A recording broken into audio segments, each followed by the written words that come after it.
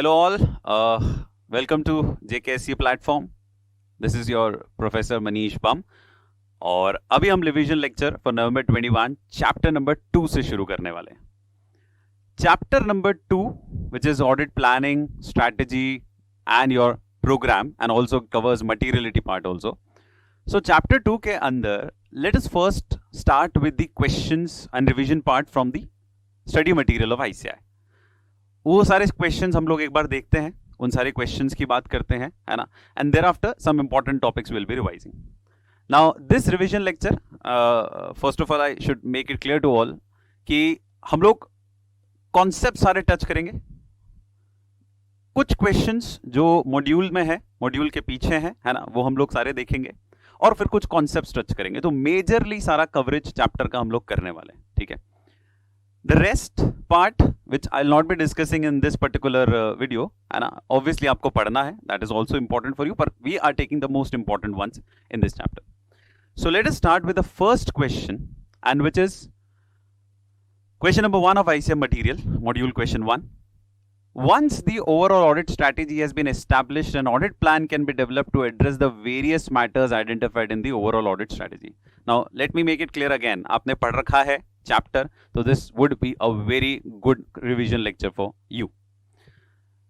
Now 3 topics mainly हम लोग इस chapter के अंदर cover करते हैं. If you remember, one is planning, one is strategy and planning, second is audit program, and third is materiality.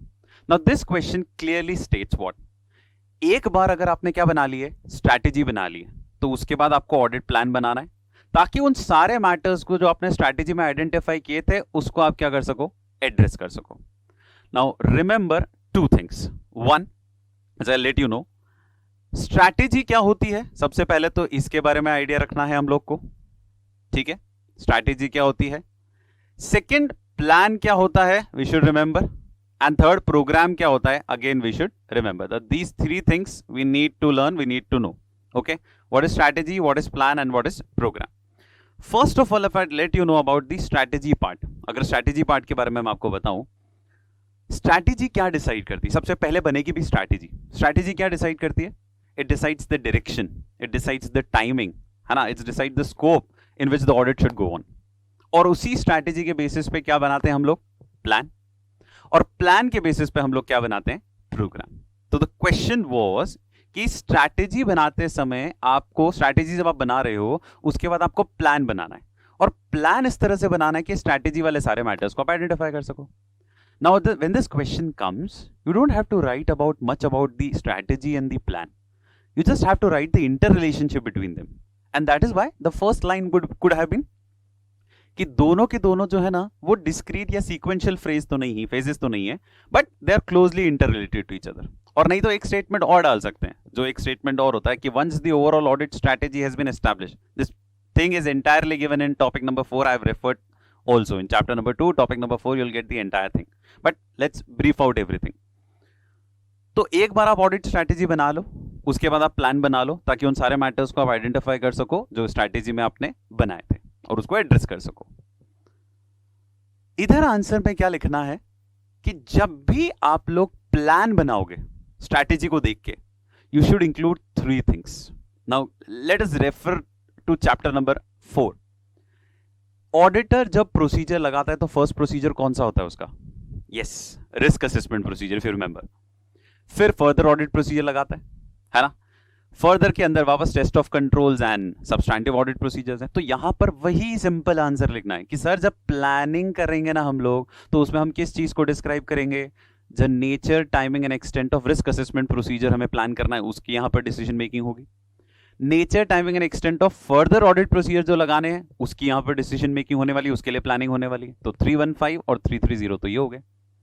और भी कोई other planned audit procedures required by essays, required by the engagement, terms of engagement, है ना, वो भी आपको लगाना है. So the simple answer would have been for this question, और बहुत सिंपल आंसर है इसका क्या, कि जब भी आप लोग क्या करने वाले हो, प्लान बनाने वाले हो, ठीक है, किसको देख के, स्ट्रैटेजी को देख के, स्ट्रैटेजी को एड्रेस करके आपको प्लानिंग करनी है ना. तो उसमें 3 चीजों की मेजरली प्लानिंग करनी है. 1, रिस्क असेसमेंट प्रोसीजर का नेचर, टाइम एंड एक्सटेंट आपको प्लान करना है. 2, फर्दर ऑडिट प्रोसीजर का नेचर, टाइमिंग, एक्सटेंड आपको प्लान करना है।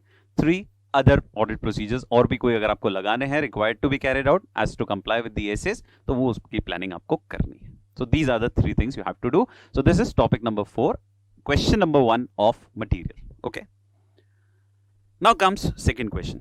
देखो, क्वेश्चंस कुछ तो डायरेक्ट होते हैं and seeing the current trend कुछ इनडायरेक्ट भी होते हैं। एंड क्वेश्चंस ऐसे मॉड्यूल के पीछे जो दे रखे हैं, लेट्स चेक देम आउट, क्योंकि वो हो सकता है क्लास के डिस्कशन में सारे कवर नहीं हो पाए होंगे, है ना। So second point, planning is not a discrete phase of audit but rather a continual and iterative process. Simple question है। Again some students get confuse कि सर इसमें लिखना क्या है। बच्चों, इसमें बेसिकली एग्जाम्पल लिखने हैं जो उसके पॉइंट पे दे रखे हैं। ये हम सबको मालूम है कि प्लानिंग एक कंटिन्यूस प्रोसेस है। It's not a one time process, it's a regular repetitive process, कि जो पिछले साल की ऑडिट कंप्लीट हुई तो इस साल का प्लान शुरू होगा, इस साल की ऑडिट कंप्लीट होगी तो अगले साल का प्लान शुरू होगा, है ना। तो it's a continuous process, it's never ending process. Now why is it a continuous process? क्यों हम उसको बोल सकते हैं नहीं सर हम एक बार प्लान कर लेते हैं उसके बाद नहीं करेंगे? Because there are several items, there are several elements जो चेंज होते रहते हैं बच्चों, जो लगातार चेंज होते रहते हैं। मटीरियलिटी डिटर्मिनेशन आपने इनिशियली डिसाइड कर दिया, it may change later on. आपने अंडरस्टैंडिंग ले ली एंटिटी और एनवायरनमेंट की, बाद में नहीं लेनी है क्या? नहीं सर, लेनी पड़ सकती है। Whenever there are changes, law में चेंज हो सकता है, रेगुलेटरी एनवायरनमेंट में चेंज हो सकता है, लीगल फ्रेमवर्क्स चेंज हो सकते हैं, ठीक है, एफआरएफ चेंज हो सकते हैं, तो you have to change all this. Risk assessment procedure आपको परफॉर्म करना पड़ेगा, तो वो आप इनिशियली भी देखोगे, बाद में भी रिस्क असेस करनी पड़ेगी। एनालिटिकल प्रोसीजर्स आप परफॉर्म करोगे, एक्सपर्ट्स को इन्वॉल्व करना है।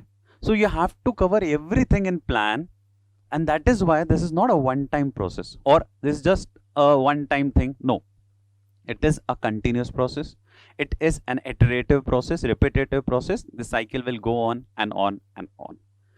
So the basic answer for this question was, अभी जैसा भी क्वेश्चन है, planning is a discrete, not a discrete phase है, ये भी स्टेटमेंट हो सकता है। Planning is a continuous process है, ये भी स्टेटमेंट हो सकता है। कमेंट करेंगे, डिस्कस करेंगे, तो यही लिखना है क्या कि planning includes the need to consider all these things. What?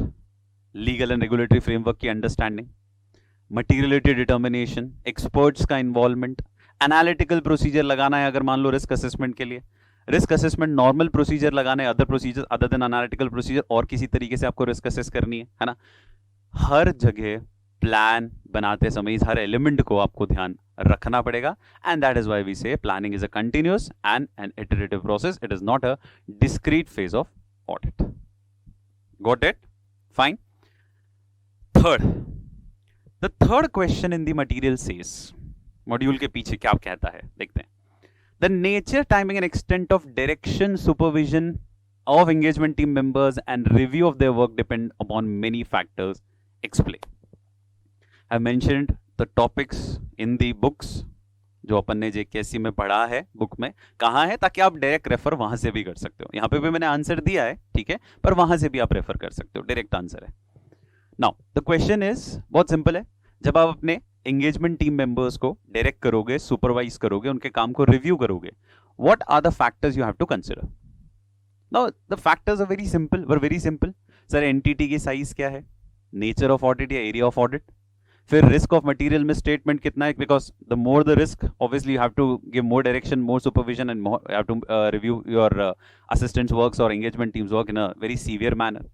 फिर आपके एंगेजमेंट टीम मेंबर की कैपेबिलिटी कॉम्पिटेंस कितनी है, क्योंकि वो अगर ज्यादा इंटेलिजेंट है, वो समझदार है, सीनियर्स, ठीक है, तो वहां पर उनको डायरेक्ट सुपरवाइज करने की ज्यादा जरूरत नहीं पड़ेगी। तो these very simple answer. Basically एक तो एंटिटी के एंगल से हो गया, दो ऑडिटर के एंगल से हो गया कि एरिया कौन सा है एंड रिस्क कितनी है वहां पर, और एक एंगेजमेंट टीम के एंगल से हो गया कि उनकी कैपेबिलिटी कॉम्पिटेंस कितनी है। क्लियर? चलिए,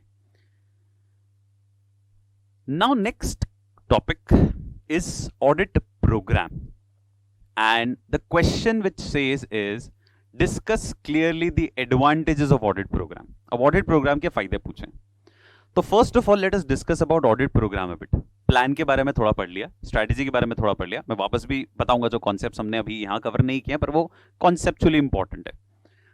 प्रोग्राम क्या होता है सर? प्रोग्राम एक डिटेल्ड प्लान होता है, क्योंकि स्ट्रैटेजी बनी, प्लान बना, प्रोग्राम बनेगा। प्रोग्राम क्या के लिए बना रहे हैं सर? वही प्लान जो हमने बनाया है उसका डिटेल्ड रूप, उसका detailed version as a program, जिसके अंदर प्रोसीजर्स भी होंगे, जिसके अंदर टेक्निक्स भी होंगी, ये सब हम लगाएंगे ताकि हम हमारा ओवरऑल ऑब्जेक्टिव पूरा कर सकें. Now the question here is, clearly the question is saying advantages of audit program आपको बताने. ठीक है. नाउ ऑडिट प्रोग्राम बनाने से फायदा क्या होता है सर? प्रोग्राम अगर बना हुआ होगा बच्चों ना, तो एक तो आपके जो जूनियर्स हैं, एक तो आपके जो एंगेजमेंट टीम मेंबर्स हैं, उनको मदद मिलेगी क्या करने के लिए? ऑडिट करने में. उनको क्लियर सेट ऑफ इंस्ट्रक्शन पता होंगे, अच्छा ये प्रोग्राम है, इस तरह से हमें काम करना है. बड़ी ऑडिट्स जहां होती है, बड़ी ऑडिट्स, लार्ज साइज एंटिटीज की ऑडिट, वहां प्रोग्राम बनाना बहुत जरूरी है, एसेंशियल है. रीजन सर, अगर वहां प्रोग्राम नहीं हुआ तो हो सकता है हम बहुत सारी चीजें क्या कर लेंगे ऑडिट के दौरान मिस करेंगे, क्योंकि हमें टोटल पर्सपेक्टिव तो पता ही नहीं होगा कि किस तरह से हमें ऑडिट करनी है, क्या करना है, कौन सी एरिया कवर करना है, तो कुछ मिस होने का डर हमेशा रहेगा. इसलिए बड़ी ऑडिट्स के केस में तो आप लोग को एसेंशियल है. फिर आप अपने असिस्टेंट्स को सेलेक्ट भी कर पाओगे उनकी कैपेबिलिटी के बेसिस पे, क्योंकि प्रोग्राम के अंदर बहुत सारी चीजें होंगी, शेड्यूल्स होंगे, बाइफिकेशंस होंगे, कब कौन क्या करने वाला है. तो इंटेलिजेंस लेवल के हिसाब से मुझे लगता है कि भाई ये आर्टिकल ज्यादा इंपॉर्टेंट है मेरे लिए, तो मैं उसको सेलेक्ट करूंगा इस एरिया के लिए, और उसको बोलूंगा this is the program you have to fulfill, this is the resources you can use, this is the timing you have to apply, these are the procedure you have to apply in this area. इससे फायदा ये हुआ कि मैंने जब respective बंदों को, respective assistants को, टीम मेंबर्स को, सबको अपनी अपनी जिम्मेदारी दे दी है कि भाई ये वाला काम आपका है, ये वाला काम आपका है, and they put their signature on that program also. So accountability, responsibility fix करना ईजी हो गया. अगला फायदा क्या कहता है सर? ये जो प्रोग्राम है ना, आपके फ्यूचर ईयर्स में भी आपको क्या करने वाला है? गाइड की तरह काम करेगा, because last years program always becomes a base for the next years program. Plus in case आपको कल को कोई कोर्ट में घसीट के ले गया, क्या बोला? You are negligent in performing your duties, आप पे इल्जाम लगाया किसी ने, ठीक है, आपने बोला नहीं सर मैंने बहुत अच्छा काम किया. कोर्ट बोलेगा प्रूव करो, बोलो देखो सर ऑडिट प्रोग्राम मेरा, ये प्रोग्राम पूरा मैंने बनाया, वो प्रोग्राम अल्टीमेटली डॉक्यूमेंटेशन का पार्ट हो गया होगा, तो ये प्रोग्राम पूरा मैंने बनाया, देखो इसमें ये सारे एरियाज मैंने चेक किया, तो I did my work to the best of my capability, with utmost diligence, with utmost care मैंने ये काम कर लिया. तो आप मेरे ऊपर इल्जाम नहीं लगा सकते. तो this program serves as an evidence also, and you can easily check the progress of audit. अगर ऑडिट प्रोग्राम बनाया हुआ, अपने असिस्टेंट्स को काम दिया हुआ, देख लो कितना काम उन्होंने कर लिया, क्योंकि प्रोग्राम में हर चीज लिखी होगी, टाइमिंग, शेड्यूल, कब क्या क्या करना है, उन्होंने वो किया है कि नहीं किया है, वो क्लियरली पता चल जाएगा आपको. So what are the advantages? बहुत सिंपल लॉजिक से याद करना.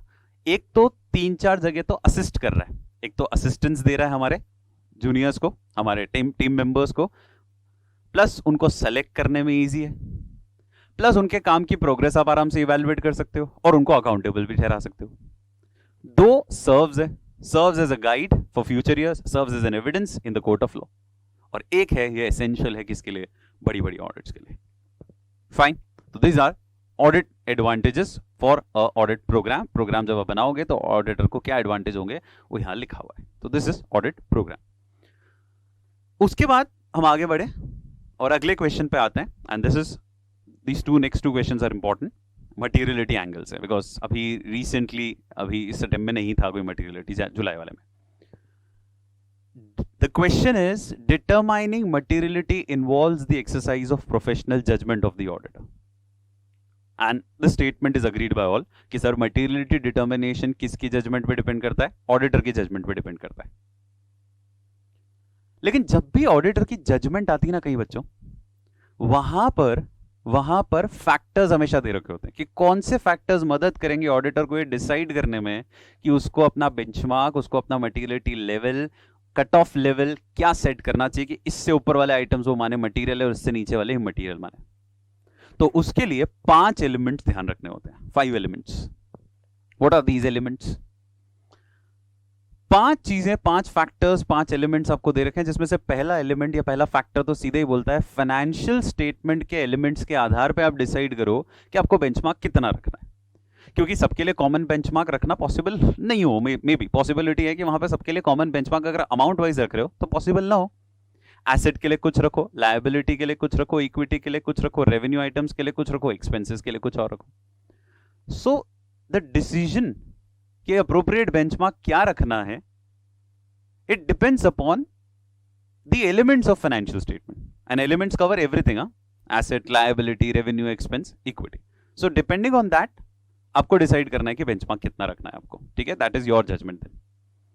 सेकंड, हमेशा मटीरियलिटी का लॉजिक क्या बोलता है, मटीरियलिटी का मीनिंग क्या होता है कि यूजर के डिसीजन को इन्फ्लुएंस करने वाले आइटम्स में अगर कुछ गड़बड़ हुई तो वो मटीरियल कहलाएगी। तो ultimately materiality has to be seen from the perspective of users, कि ऐसी कोई चीज है, ऐसी कोई एलिमेंट है जिसकी वजह से यूजर का डिसीजन इफेक्ट हो सकता है, ऐसा कोई आइटम है जिसमें मिसस्टेटमेंट होने से यूजर का डिसीजन इफेक्ट हो सकता है, वो हमारे लिए मटीरियल होता है, राइट नाउ। इसीलिए आपको क्या करना है, आप जिस एंटिटी की ऑडिट कर रहे हो और जहां आप मटीरियलिटी लेवल डिसाइड करने में कंफ्यूज्ड हो, वहां ये देखना कि उस एंटिटी के यूजर्स का किसी आइटम पे, किसी फाइनेंशियल स्टेटमेंट एलिमेंट पे, किसी असर्शन पे ज्यादा फोकस है क्या। जैसे हो सकता है किसी एंटिटी के यूजर्स का फोकस रेवेन्यू साइड पे ज्यादा हो, तो वहां आपको कट ऑफ लेवल अपना उसी अकॉर्डिंगली डिसाइड करना है। हो सकता है किसी एंटिटी के यूजर्स का फोकस नेट एसेट्स पे ज्यादा हो, तो आपका फोकस उस केस में नेट एसेट्स वाले पे ज्यादा रहना है, क्योंकि वहां आपको लग रहा है कि इनका फोकस इन पे ज्यादा है, तो मतलब यहां मटीरियलिटी लेवल या कट ऑफ लेवल मुझे, बेंचमार्क लेवल जो मुझे अकॉर्डिंगली सेट करना है, ताकि मैं ज्यादा से ज्यादा आइटम्स को कवर कर सकूं। So second thing is this. Third is very simple, entity का नेचर कैसा है, एंटिटी अभी लाइफ साइकिल में कहां है, लाइफ साइकिल मतलब इंट्रोडक्शन स्टेज पे है, ग्रोथ पे है, मैच्योर है, ठीक है, किधर है, स्टेबल चल रही है, फ्लक्चुएटिंग है, वो देखना पड़ेगा, क्योंकि जितना ज्यादा फ्लक्चुएटिंग होगी उतने चांसेस है कि गड़बड़ भी हो सकती है, तो वहां आपको बेंचमार्क लेवल उसी हिसाब से सेट करना है। प्लस वहां का इंडस्ट्रियल एनवायरमेंट कैसा है जिसमें एंटिटी ऑपरेट कर रही है, इकोनॉमिक एनवायरनमेंट कैसा है कंट्री का, ठीक है, उस पर्टिकुलर इंडस्ट्री का जिसमें इंडस्ट्री ऑपरेट कर रही है, वो एंटिटी ऑपरेट कर रही है, वो आपको देखना है। तो दीज आर और जजमेंटल पॉइंट्स, ये देख लो। अगर आपको लगता है कि situations is not that good, मतलब हालत टाइट है और ऑर्गेनाइजेशन कोशिश कर सकती है कुछ गड़बड़ करने की, सो आप अपना कट ऑफ लेवल क्या रखोगे, उस समय कम रखोगे, बेंचमार्क कम रखोगे, ताकि ज्यादा से ज्यादा आइटम्स आप उसमें कवर कर सको। Fourth is again interesting point, entity का ओनरशिप स्ट्रक्चर, फाइनेंस स्ट्रक्चर, मतलब पैसा कहां से उठा रही है entity. And a very simple and a very nice example is given is, अगर मान लो कोई एंटिटी के यूजर्स सिर्फ डिवेंचर होल्डर्स हैं, मतलब एंटिटी ने ज्यादातर डिवेंचर्स ही इशू कर रहे हैं या सोलली सिर्फ डेट से ही फाइनेंस्ड है एंटिटी, तो आपको एक बात याद रखनी है और दिमाग से याद रखनी, कैसे सर, जहां पर डेट होल्डर्स हैं, मतलब डिवेंचर होल्डर्स ही है वहां पर मेनली, तो वहां के यूजर्स कौन हो गए, डिवेंचर होल्डर्स। जब एंटिटी सोलली फाइनेंस्ड है डेट से, तो वहां के यूजर्स भी डेट वाले ही हुए सारे, ठीक है। अब उनको किससे ज्यादा लेना देना होगा, उनको क्या नेट एसेट से ज्यादा लेना देना होगा कि उनको रेवेन्यू से ज्यादा लेना देना होगा। Now think in a very logical manner, sir debenture holders जो होते हैं या लेंडर्स जो होते हैं, उनको बहुत ज्यादा अर्निंग से लेना देना नहीं है, क्योंकि उनको मालूम है उनका इंटरेस्ट कहीं नहीं जाना है, वो मिलना ही मिलना है उनको। लेकिन दे आर वरीड कि अगर कल को एंटिटी ने पैसा नहीं दिया तो एटलीस्ट हमारा एसेट्स के ऊपर क्लेम प्रॉपर है कि नहीं है, मतलब हम एसेट्स बिकवा के और क्या पैसा क्लेम कर पाएंगे, इतना है वहां पर एसेट्स की पोजीशन, उनको ज्यादा वरी वो है। तो यही एग्जाम्पल में लिखा हुआ है, और इसके बेसिस पे ऑडिटर को डिसाइड करना है कि मटीरियलिटी लेवल किस में क्या रखना है, एसेट्स में ज्यादा रखना है कि अर्निंग्स वाले पार्ट पे, क्योंकि यूजर का फोकस जिधर ज्यादा हुआ उधर आपको ज्यादा ध्यान देना पड़ेगा। Clear, fine. And fifth point says again, benchmark is also not that fixed part, वो भी वॉलेटाइल है, उसमें भी बदलाव हो सकते हैं, ड्यूरिंग द जर्नी आपको कुछ नई चीजें नजर आ सकती है, तो वॉलेटिलिटी को भी आपको कंसिडर करना है when you are deciding your appropriate benchmark. Clear, fine. So these are 5 points you have to remember, this is a good question, है ना। चलिए, तो this was factors to be considered for identification of benchmark. Next, the question of July 21 attempt, again it was module के पीछे का question. The question was, कौन कौन सी activities आपको कवर करनी होती है जब आप डॉक्यूमेंट कर रहे होते हो प्लान बनाते समय, ठीक है। तो मॉड्यूल के क्वेश्चंस जो दे रखे हैं हम लोग इसलिए उसको प्रायोरिटी पे अभी ले रहे हैं, फर्स्ट पे, बाकी तो अब ऑब्वियसली क्लास में मार्क करा ही रखे हैं, इंपॉर्टेंट क्या क्या है क्या क्या नहीं है, उस सभी में हमने क्वेश्चंस डिस्कस किए थे, पर स्पेसिफिकली अब हम मॉड्यूल के क्वेश्चंस ही एक बार डिस्कस करें कि मॉड्यूल क्या कहता है। तो ये क्वेश्चन इस बार था एग्जाम में, जुलाई 21 अटेम्प्ट में। क्या था सर, डॉक्यूमेंट करना है प्लान के अंदर, तो क्या डॉक्यूमेंट करना है। एंड द सिंपल थोड़ा सा घुमा के दिया हुआ था बट क्लैरिटी थी कि what are the things you have to document in planning and strategy. तो this answer was there in JKC book also 8.6 पे है वो टॉपिक. 8.6 पे क्या लिखा है सर? स्ट्रैटेजी जो बनाई, प्लान जो बनाया वो तो डॉक्यूमेंट करना ही है. इनमें अगर कोई चेंजेस किए during the course audit, during the course of audit, वो डॉक्यूमेंट करना है. और भी कोई अगर डिस्कशन आपने किया है एंटिटी के किसी की डिसीजन मेकर के साथ, उसकी summary, any other communication with TCWG management, previous year audit report आपने देखी थी अगर, तो उसको भी एक बार डॉक्यूमेंट कर लो. ये सब आपने प्लानिंग के समय, स्ट्रैटेजी बनाते समय ध्यान रखा था. तो these are the things you have to document. Fine. अगला question, this is again a good question, could be asked in the upcoming attempts. What is the question? The question is about performance materiality, and you all have to listen carefully. This concept is pretty important.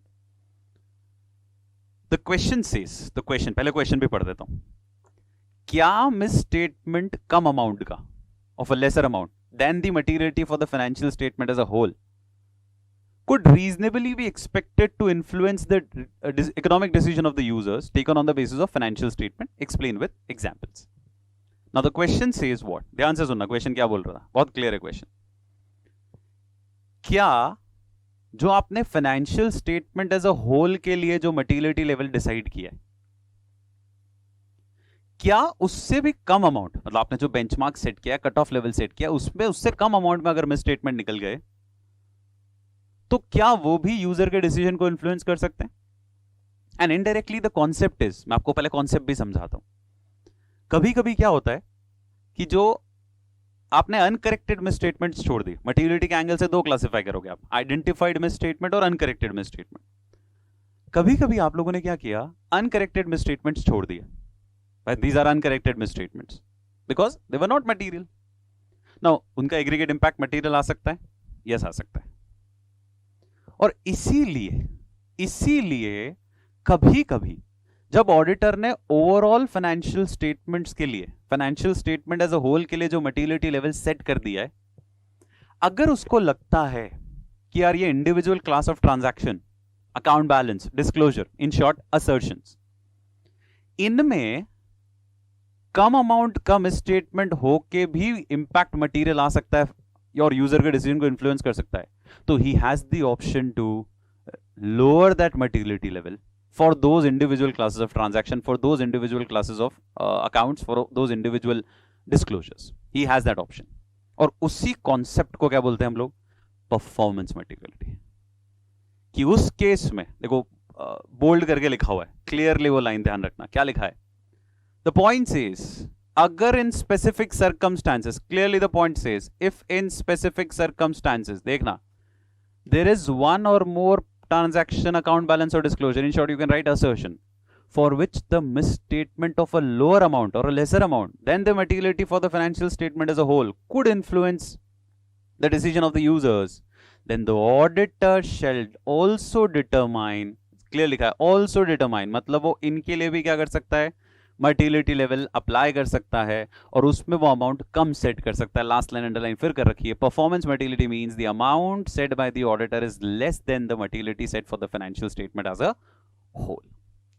And one example is also given because the question was asking example. तो example भी दे दिया क्या, कि हो सकता है law, हो सकता है रेगुलेशन, हो सकता है हमारा रिपोर्टिंग फ्रेमवर्क, ये कहता हो कि यार ये ट्रांजैक्शन यूजर के लिए ना बहुत इंपॉर्टेंट है, तो इसमें आप ओवरऑल पे जो आपने सेट किया वो मत सेट करो, क्योंकि इसमें लेसर अमाउंट का भी निकल गया ना तो एग्रीगेट इफेक्ट मटेरियल आ सकता है, और वो है जैसे रिलेटेड पार्टी ट्रांजैक्शंस ना, वहां पर आप ज्यादा से ज्यादा चेक करो, छोटा अमाउंट भी हो तो भी एक बार कवर कर लो, मतलब मटीरियलिटी में कवरेज पूरा ले लो, रादर देन आप ओवरऑल मटीरियलिटी लेवल सेट कर रहे हो financial statement as a whole के लिए, ठीक है, वो हो सकता है इनमें ना करो, इनमें और कम अमाउंट पे आप अपना मटीरियलिटी लेवल सेट कर दो. Got the point? Clear? Okay. So these were all questions of basic questions of module. Now let me give some more conceptual clarity to you with respect to this topic. Materiality और audit risk, इनमें maximum students को बार बार confusion होता है. So taken this one as a conceptual clarity point. देखो materiality का मतलब सबको समझ में आता है कि materiality means what? Materiality means any items in which the misstatement can influence the decision of the user is known as material. और audit risk का मतलब क्या होता है? चैप्टर 4 का वर्जन है, पर मैं बता यही रहा हूं। ऑडिट रिस्क का मतलब क्या होता है sir? The risk of expressing inappropriate opinion. जब ऑडिटर इनअप्रोप्रिएट ओपिनियन एक्सप्रेस कर सकता है when the financial statements are materially misstated, और इधर मिसस्टेटमेंट है, उसको नजर नहीं आया, उसने यहां पर unqualified unmodified opinion they the, that is an audit risk. Now in दोनों का कुछ रिलेशनशिप है क्या? यस। इन दोनों का रिलेशनशिप कहां कंसिडर करना और क्या रिलेशनशिप है मैं दोनों बताता हूं। पहले तो कहां कंसिडर करना होता है इन दोनों का रिलेशनशिप। इन दोनों का रिलेशनशिप ना तीनों जगह कंसिडर करना है। मतलब जब आप इनिशियली रिस्क असेस कर रहे हो, आइडेंटिफाई और असेस कर रहे हो रिस्क, तब भी देखना होता है मटेरियल में स्टेटमेंट है कि नहीं है। जब आप सेकंड प्रोसीजर डिसाइड करो, nature time extent of audit procedure कितनी लगानी है, तब भी देखना होता है जो मटेरियल आइटम्स है उस पर ज्यादा, जहां रिस्क है उस पर ज्यादा। और लास्ट में जब आप इवैल्यूएट कर रहे होते हो कि कहीं अनकरेक्टेड मिस स्टेटमेंट जो बच गए उनका एग्रीगेट इफेक्ट मटेरियल तो नहीं आ रहा है फाइनेंशियल स्टेटमेंट्स के लिए, कहीं उसका इंपैक्ट ऑडिटर की ओपिनियन पे तो नहीं आ रहा है, वहां पर भी अपने को देखना। तो मतलब तीनों स्टेज पे देखना है। प्लान जब कर रहे हो, इनिशियली रिस्क असेस कर रहे हो तब भी, प्रोसीजर जब परफॉर्म कर रहे हो तब भी, और जब आप लास्ट में इवैल्यूएट कर रहे हो ओपिनियन देने से पहले तब भी।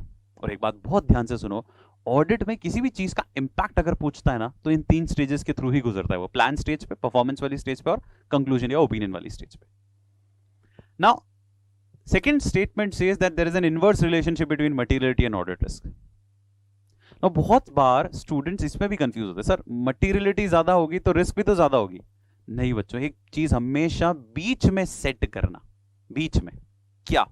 और वो है हमेशा, जब भी कंफ्यूजन हो ना, हमेशा सेट करना nature, timing, extent of audit procedure. ये जरूर सेट करना बीच में। इससे क्या होगा सर? बताता हूं, सुनना। The more the items are material, the higher the materiality. आप ही बताओ, nature, timing, extent of audit procedure ज्यादा रहेगा कि कम रहेगा? सर ज्यादा रहेगा। तो जब nature, time, extent of audit procedure ज्यादा रहेगा तो रिस्क ऑटोमेटिकली क्या हो जाएगी? कम हो जाएगी ना। डिटेक्शन रिस्क कम हो जाएगी तो ओवरऑल रिस्क कम हो जाएगी। So that is the funda which is given here. Okay, so there is an inverse relationship between materiality and audit risk. Got it? चलिए, one more question which I have taken separately. Module के questions हो गए। हाँ, ये सब आपके अब knowledge और लॉजिक के लिए। ये भी बहुत प्यारा क्वेश्चन है। कौन सा क्वेश्चन है सर? क्या फैक्टर्स ध्यान में रखने होते हैं स्ट्रैटेजी बनाते समय? नाउ इस चैप्टर में, चैप्टर 2 के अंदर कवरेज क्या है? स्ट्रैटेजी है, प्लान है, प्रोग्राम है, और आपका क्या है? मटेरियलिटी है। मटेरियलिटी में मैक्सिमम जो चाहिए होता है हमने डिस्कस कर लिया। स्ट्रैटेजी का मीनिंग हमेशा याद रखना होता है। स्ट्रैटेजी क्या दिखाती है हमें? सर स्कोप दिखाती है, डायरेक्शन देती है, टाइमिंग बताती है, और गाइड करती है ओवरऑल प्लान कैसे बनाना है। क्वेश्चन हियर इज, नाउ ये क्वेश्चन इंपॉर्टेंट क्यों है? क्योंकि एक तो ये यहां सीधा क्वेश्चन है, factors to be considered while developing overall audit strategy. और एक जब आप एसे 299 पढ़ते हो, joint audit of financial statement, वहां पर भी आता है कि जब जॉइंट ऑडिटर्स मिलकर ऑडिट स्ट्रैटेजी बनाते हैं तो किन फैक्टर्स को ध्यान रखना है? फैक्टर्स यही रहेंगे। तो दो जगह ये क्वेश्चन है। सो एक बार आंसर याद करेंगे, दो जगह काम आएगा। आंसर बहुत सिंपल है, ट्रिक के साथ बता रहा हूं इस बार। अगर डेफिनेशन किसी को याद है ओवरऑल ऑडिट स्ट्रैटेजी की, जो भी मैंने बोली आपको कि decides the direction, timing and scope, तो उसी के 3 पॉइंट है ना। देखो कहां पर सर? स्कोप ये रहा, टाइमिंग ये रहा, और डायरेक्शन ये रहा। ठीक है। और जब ये आते हैं 3 वर्ड तो एक nature, timing, extent by default common लगा देते हैं अपन, नेचर, टाइमिंग एंड एक्सटेंट। तो ये 4 तो ऐसे ही क्लियर हो जाएंगे। अब सोचो कैसे स्ट्रैटेजी बनाएंगे।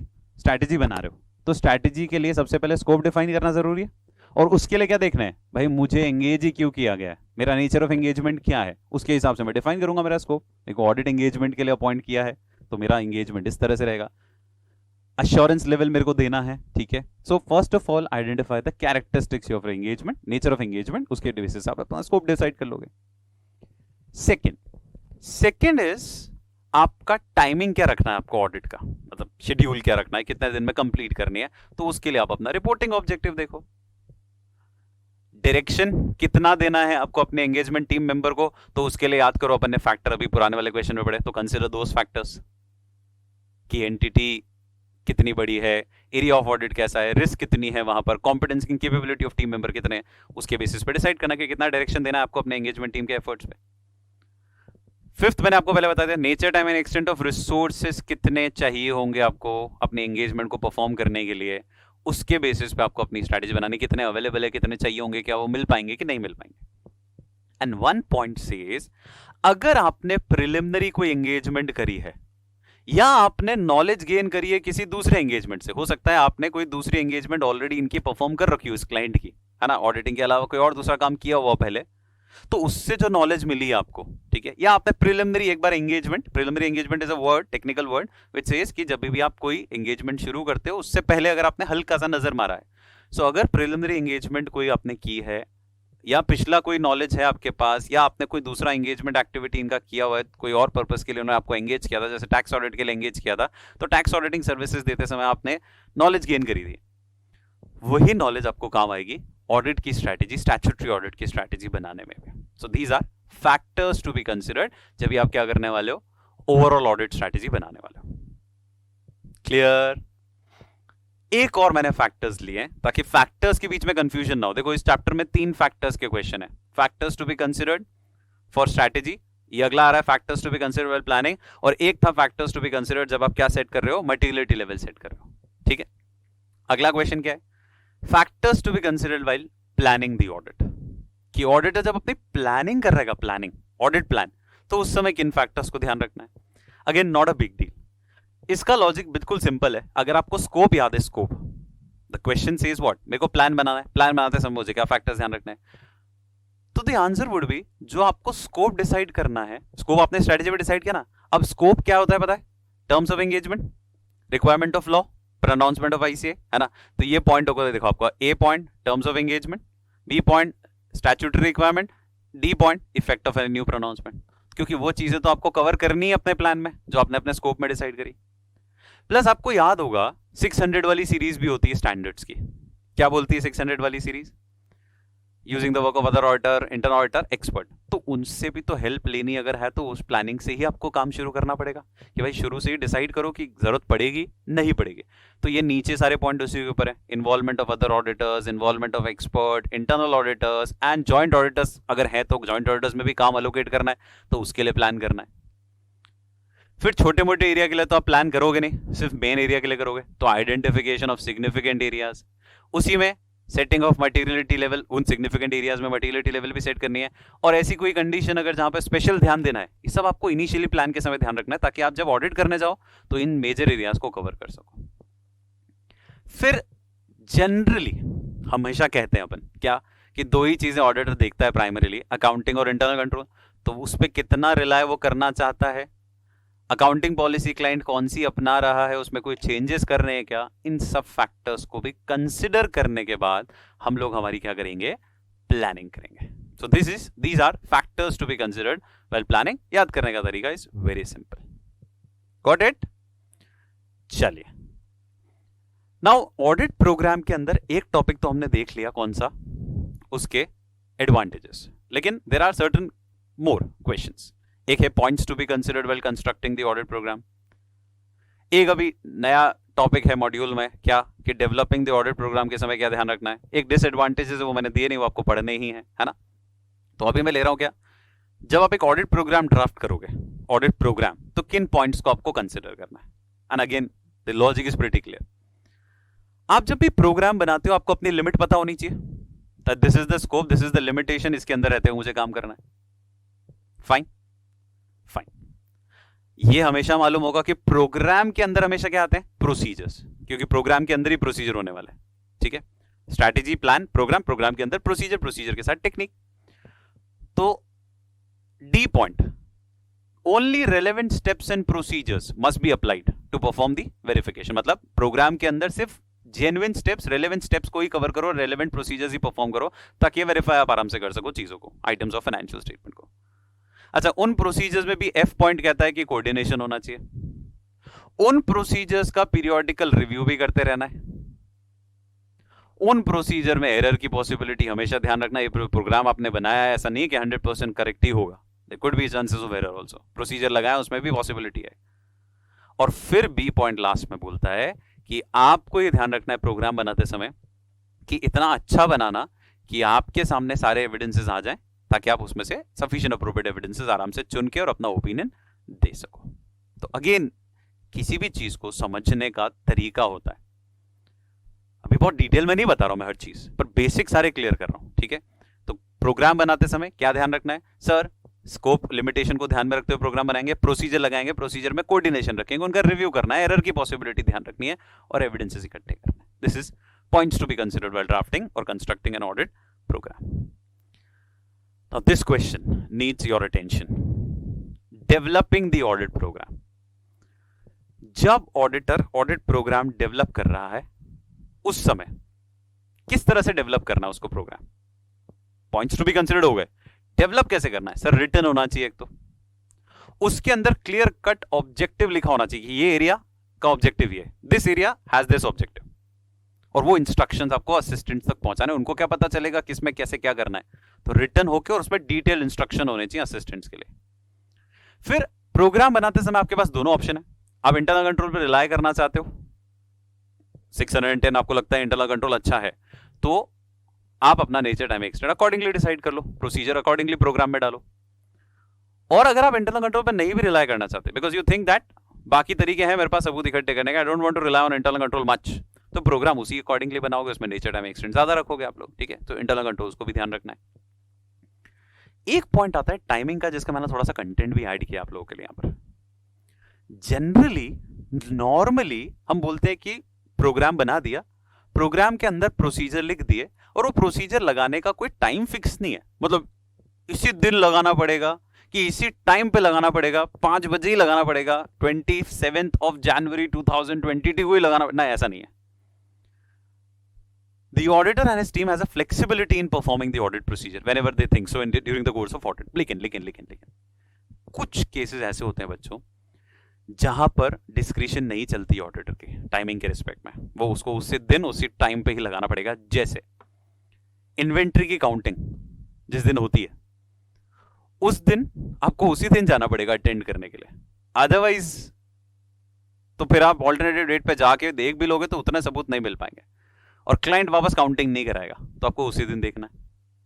ऐसे कैश बैलेंस होता है, कैश बैलेंस का फिजिकल वेरिफिकेशन करना है, तो जिस दिन काउंटिंग हो रही है, कैश काउंटिंग हो रही है, उसी दिन जाना पड़ेगा, आपके लिए वापस वो पेटी नहीं खोलेगा, है ना. सो that is the fourth point. And fifth point is very simple. Plan और प्रोग्राम दोनों इंटर रिलेटेड है. ऐसे सारे एलिमेंट इंटर रिलेटेड है, सब क्लोजली रिलेटेड है, और जैसे जैसे ऑडिट प्रोग्रेस करेगी प्लान में मॉडिफिकेशन होगा, अकॉर्डिंगली प्रोग्राम में भी मॉडिफिकेशन होगा. तो वो भी एक फैक्टर ध्यान रखना है डेवलप करते समय audit program. Got it? Clear? So these were all the concepts. Now just let me brief them all out. देखो इस चैप्टर का वेटेज क्या है सर? एक क्वेश्चन मिनिमम है 4 नंबर का, एक एमसीक्यू एक करेक्ट इनकरेक्ट में पॉसिबिलिटी है. ठीक है, तो जो हमारा 70 मार्क्स का पेपर है पार्ट बी, है ना, उसमें ये 2 मिनिमम 6 नंबर तो मिनिमम मान के चलो आप इस चैप्टर के, ज्यादा भी आ सकते हैं पर मिनिमम एक बार 6 नंबर है. एमसीक्यूज में भी होंगे. तो इस चैप्टर को इंपॉर्टेंस देना क्योंकि छोटा है, बहुत ज्यादा बड़ा नहीं है, और सिर्फ 4 टॉपिक से कवर्ड है. Strategy, plan, program, materiality. Strategy क्या कहती है? स्ट्रैटेजी डायरेक्शन देती है, स्कोप दिखाती है, टाइमिंग बताती है, और गाइड करती है प्लान बनाते समय. प्लान आपको मदद करेगा एफिशिएंटली और इफेक्टिवली ऑडिट करने में. प्रोग्राम उसी डिटेल्ड प्लान का डिटेल्ड वर्जन है जिसके अंदर प्रोसीजर्स होते हैं. हमेशा याद रखना प्रोग्राम के अंदर प्रोसीजर होते हैं, तो याद करने में इजी होगा जब भी कोई थियोरेटिकल क्वेश्चन आएगा. और मटीरियलिटी का कॉन्सेप्ट अलग हो गया. प्लान का बेसिक याद रखने, इसके अलावा जो क्वेश्चन है benefits of planning, these are also important, but वो यहाँ लिए नहीं है, वो सिंपल है इसलिए आप आराम से पढ़ सकते हो. तो you have to go through the book, जो अपन ने पढ़ा है सारा क्लास लेक्चर्स में, ठीक है, वो आपको पढ़ना है यहाँ पर, है ना. This was the main things जो प्रोबेबल है, एंड मॉड्यूल के क्वेश्चंस जो हमको कवर करने थे वो हमने कवर कर लिए, बिकॉज ट्रेंड है कि क्वेश्चंस आते हैं मॉड्यूल के पीछे से, तो वो भी हमने सारे कवर कर लिए. फाइन, चलिए. So that's it for chapter number 2, revision for November 21.